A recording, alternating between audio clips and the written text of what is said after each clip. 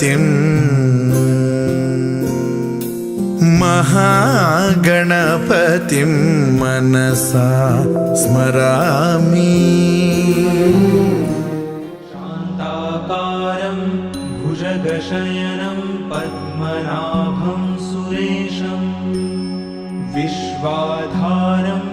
गगनसदृशं मेघवर्णं शुभांगं लक्ष्मीकान्तं कमलनयनं योगिभिर्ध्यानगम्यं वन्दे विष्णुं भवभयहरं सर्वलोकैकनाथम्।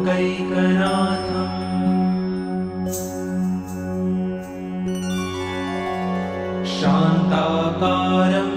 भुजगशयनं पद्मनाभं सुरेशं विश्वाधारं गगनसदृशं मेघवर्णं शुभांगं लक्ष्मीकान्तं कमलनयनं योगिभिर्ध्यानगम्यं वन्दे विष्णुं भवभयहरं सर्वलोकैकनाथम्।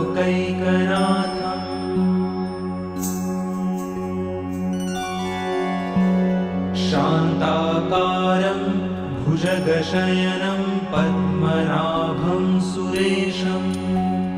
विश्वाधारं गगनसदृशं मेघवर्णं शुभांगं लक्ष्मीकान्तं कमलनयनं योगिभिर्ध्यानगम्यं वन्दे विष्णुं भवभयहरं सर्वलोकैकनाथम्।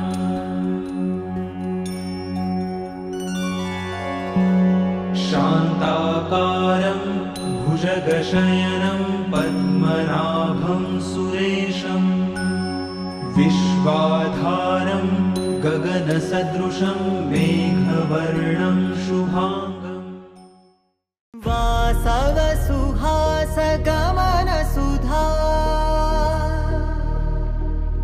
द्वारवती किरणार्भटीवसुधा अशोकविहिता कृपानानृता कोमला मनोज्ञितं ममेकवाकं मयूखयुगल मधुसूदना मदन महिमगिरिवाहघनाना रागरथसारथि हे रमण शुभचलन संप्रोक्षण योगनिगम निगमार्चना वसन अभयप्रदरूप गुणाना लक्षविधि विधान हे सदन निखिल जनसालोचन युग युगालुगा प्रबोधमयी